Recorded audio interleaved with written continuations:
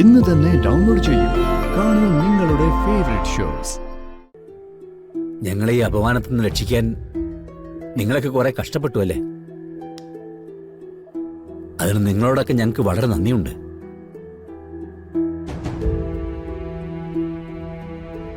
നന്ദി പറയേണ്ടത് ഞങ്ങളോടൊന്നും അല്ല തിരുമേനി, തിരുമേനിയുടെ മകളോട് തന്നെയാ.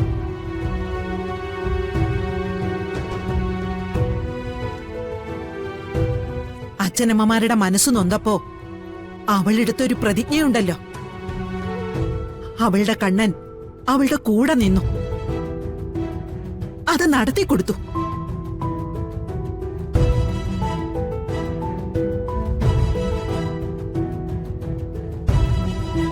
തിരുമേനി, എന്റെ കുടുംബം ചെയ്ത ഒരു പുണ്യമാണ് രാധികയെ പോലെ ഒരു പെൺകുട്ടി ഇവിടെ എത്തിയത്.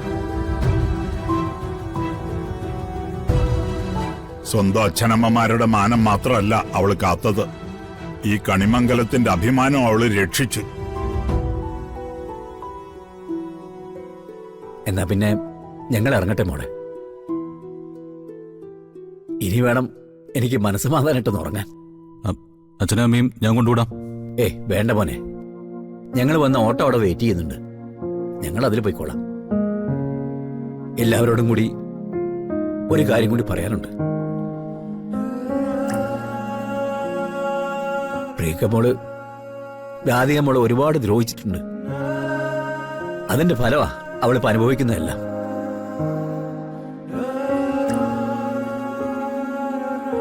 പക്ഷെ ഈ അവസ്ഥയിലായിക്കഴിഞ്ഞ അവളെ ഇനി കുറ്റപ്പെടുത്താനോ തള്ളിക്കളയാനോ പറ്റില്ലല്ലോ.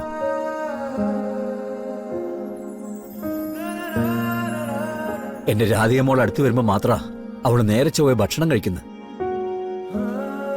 അതുകൊണ്ട് ഇടയ്ക്ക് രാധികമോൾ അങ്ങോട്ട് വരുന്നത് വിലക്കരുത്.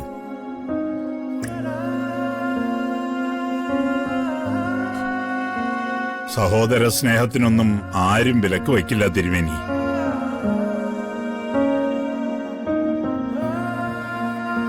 രാധിക മോൾക്ക് ഇഷ്ടമുള്ളപ്പോ അവൾ ആറ്റുവാശ്ശേരിയിലേക്ക് വന്നോട്ടെ, ഞങ്ങൾക്കതിൽ സന്തോഷമുള്ളൂ.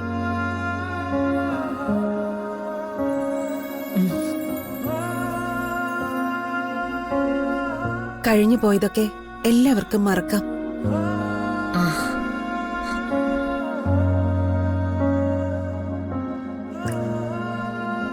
ഇവളിവിടെ സന്തോഷമായി ജീവിക്കുന്നതിൽ കൂടുതലായിട്ട് ഞങ്ങൾക്ക് വേറൊന്നും വേണ്ട.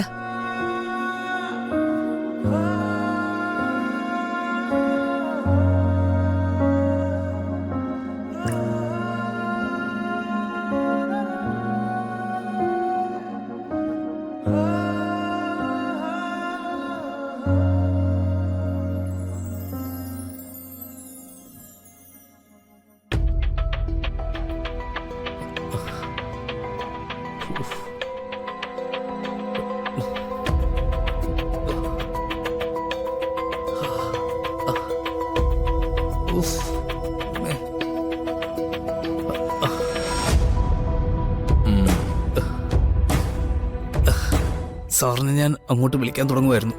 എന്തിന്? ഇവിടെ വന്നിട്ട് തനിക്ക് കുഴമ്പിട്ട് കയറാനോ? നാണമില്ലല്ലോടോ തനിക്ക്.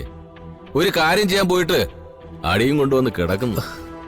എന്ത് ചെയ്യാനാ സാറേ, അവര് നല്ല പ്ലാനിങ്ങിലായിരുന്നു, അതാ പറ്റിപ്പോയത്.